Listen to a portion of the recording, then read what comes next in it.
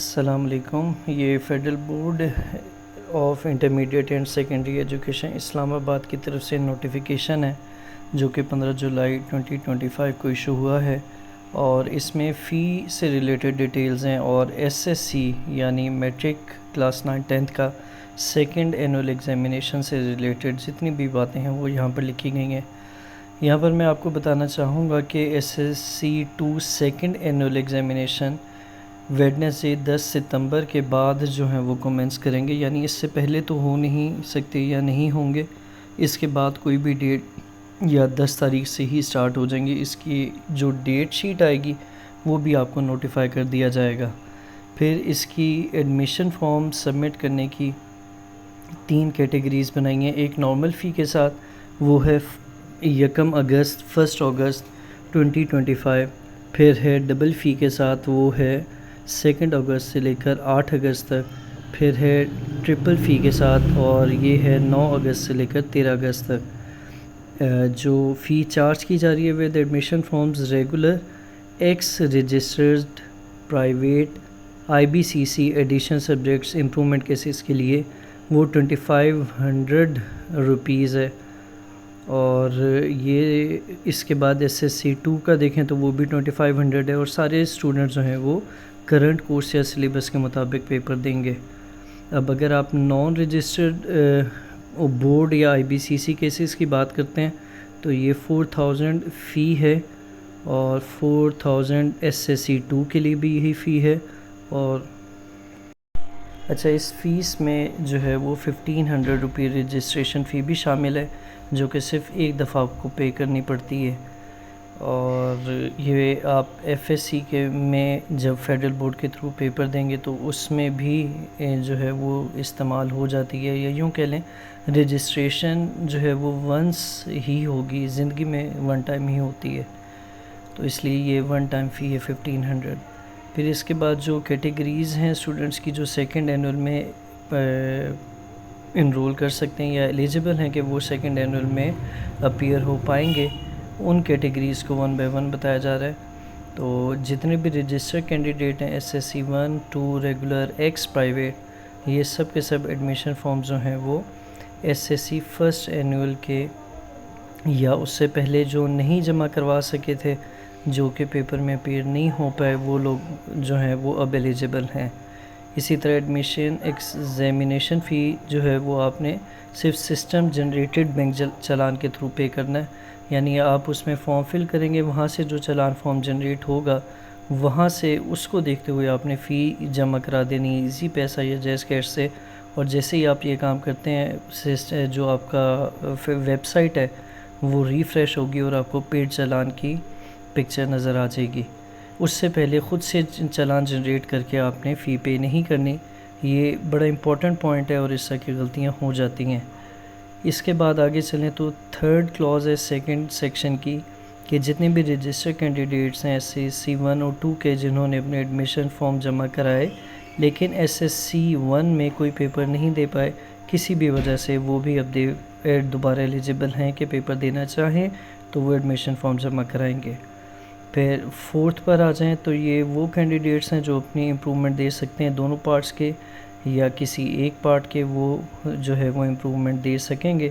اور پھر اگر وہ کوئی امپرومنٹ دے رہے ہیں اور اس سبجیکٹ کا پریکٹیکل ہے تو وہ بھی آپ کو دینا پڑے گا.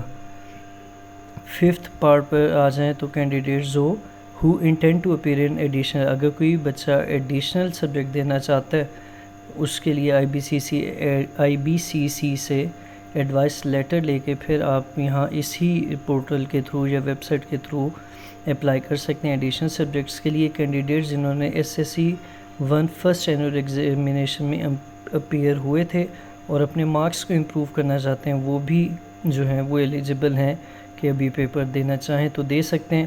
پھر ایسے کینڈیڈیٹس جو فیلئر جن کا کسی بھی پیپر میں وہ فیل ہو گئے، یہ امپرومنٹ لانا چاہیں پارٹ 1 کی یا پارٹ 2 کی، تو وہ فل فی اس رسپیکٹیو پارٹ کی دیں گے.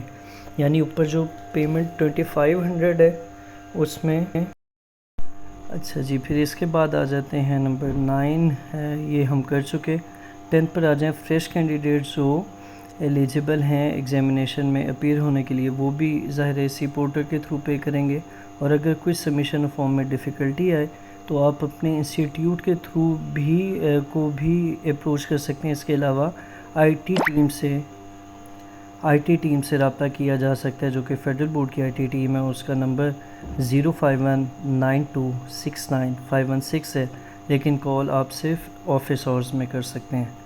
اس کے بعد آپ کا تھرڈ پوائنٹ ہے جہاں پر آپ کو نوٹ کروایا جا رہا ہے کہ ایگزامینیشن سینٹر جو ہے وہ بورڈ کی مرضی سے الاٹ کیا جائے گا.